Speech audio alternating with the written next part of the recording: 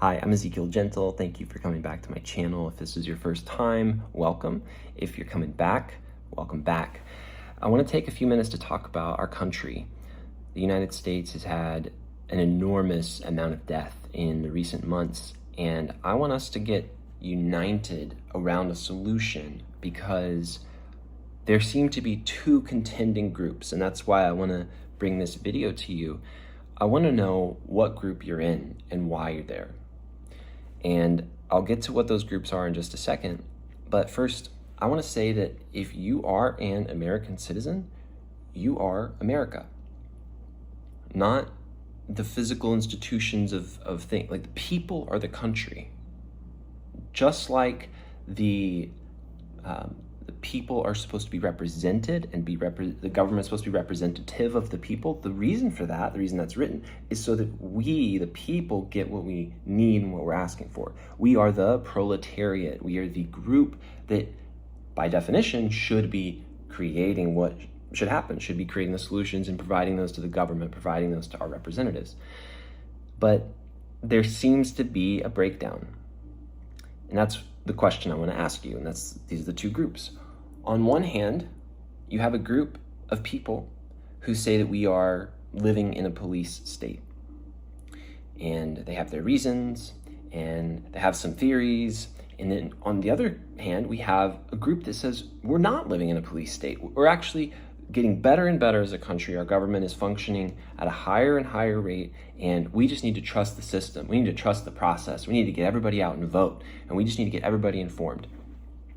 Here is where I sit.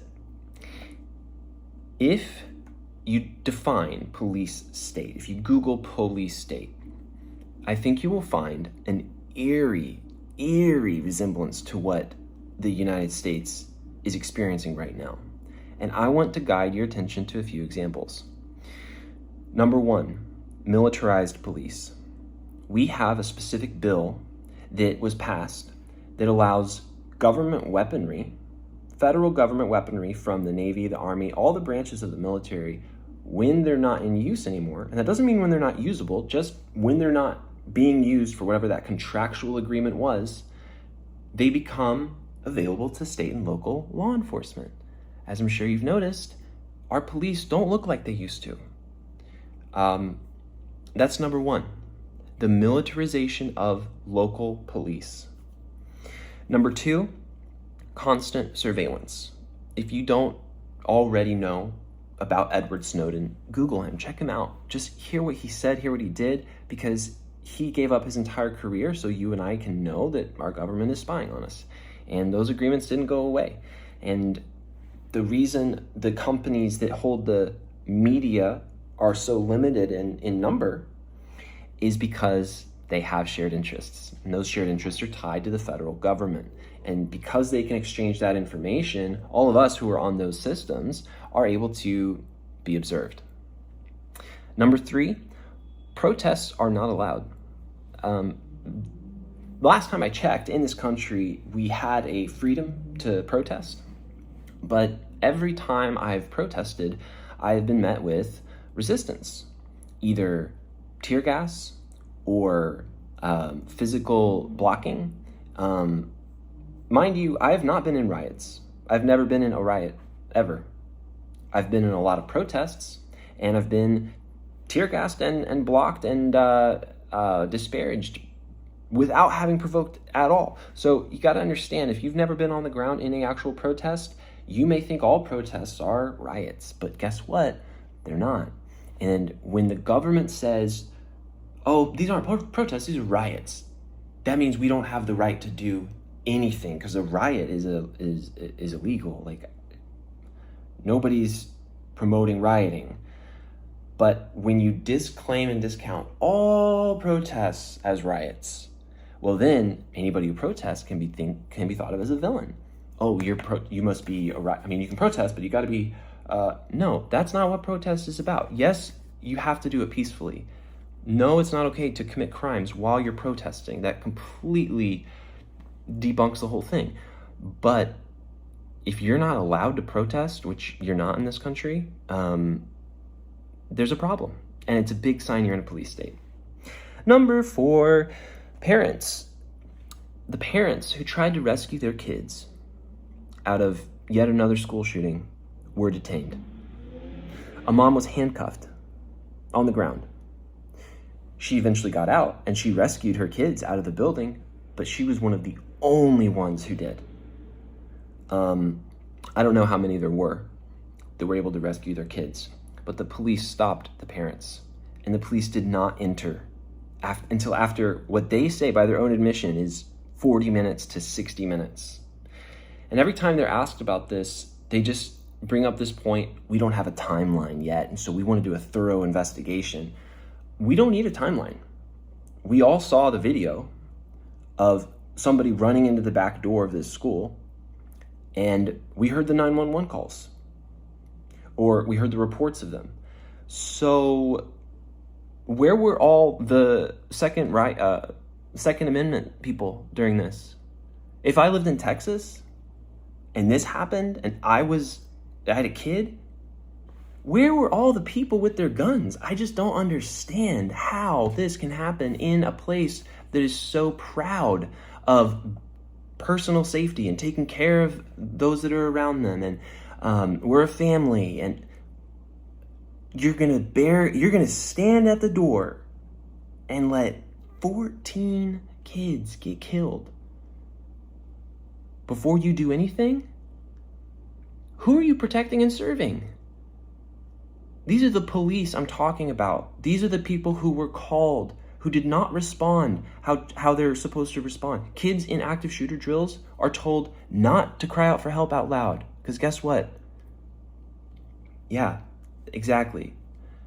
A police officer told one of the kids to yell out where they were, and they did, and they got killed. One girl smeared blood on herself from a classmate that had died to make it look like she was dead. And she lay there as still as she could until it was over, and she escaped with her life.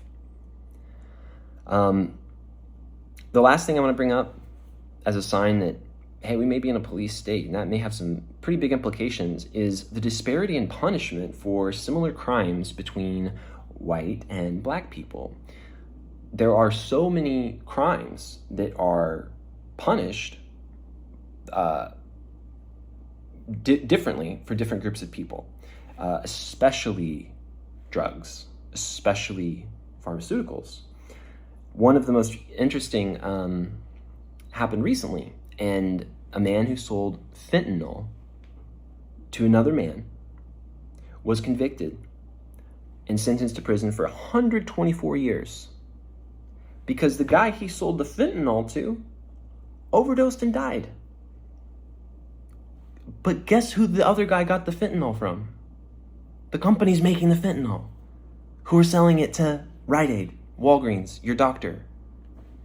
So these are all signs that there's a level of control and there's a level of disparity that we're not actually being told, that we're not talking about, that we're not reflecting on. And I just want us to reflect on this disparity between being told we're in a free country and the reality of what a police state is. So here are some solutions. Know your rights. Always film the police. Do not hinder their work. Do not interfere with an investigation. It will yield very negative results. But always film the police. It is your right to do so. And just because they tell you you can't or it's not your right doesn't mean it's not. You also don't have to say anything to any police ever. That's your right. You have the right to remain silent. If they have a warrant, yes, then they can come in your home. Yes, then they can do a search and seizure. But otherwise, they cannot, without reasonable suspicion of a crime.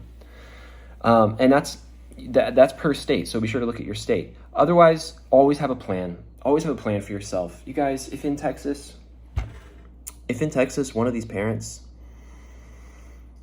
had a plan, and some of the parents did, clearly, the ones who had to fight with the police to get their kids out of the line of fire in their public school, those parents should be honored as heroes. Those parents did exactly what they should have done.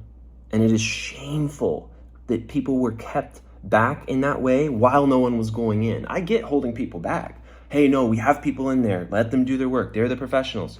But that's not what happened. They said, hey, no, stay out. It's active. We don't want any more loss of life. But you did. You got more loss of life because you waited. And there's no telling what could have happened if somebody had intervened, if somebody had a plan with their own strategy, with their own legal weapons. I don't know. But it's just pretty shocking and deplorable to me that in a place that it glorifies the individual rights and the protection of self, that even they couldn't and wouldn't. Those paid to do that in the state that is most notorious and popular for this, even those officials couldn't and wouldn't protect or serve the people. I don't know how else to say it, and I don't know how else you could really read that situation and say, no, you know what, I get it. It could have been 25 kids, and, a 14 is really, any loss of life is bad, but as long as, it wasn't, it's like, really? But it was an hour. We couldn't get into a tiny public school for an hour? It wasn't LAX. They weren't in the, Delta terminal of DFW. Seriously. You always have to have a plan for your family, for yourself, a plan for weather, inclement weather, violence, an intruder, a terrorist attack, an EMP strike, and a communication plan. Because even if something happens to the communications, you're in many cases, you're really set back. So have a backup communication plan. If you don't want to get a ham radio or create some all kind of digital means, create a meeting place. Hey guys, this is what you say to your family. You sit them down or your friends or whatever. Whoever you're going to create this emergency plan with. Hey guys, if something terrible happens and we cannot contact each other through the internet or through our phone numbers, where do we meet? Okay, that needs to happen, because if you're in a place like me in Los Angeles, if martial law goes into place and something happens, the city gets locked down, you're not really going to be able to get all your family from all over the world together. You're going to be with the people you're around. That is going to be your crew. So think about that. I want to end with this. Stay safe and protect what you love.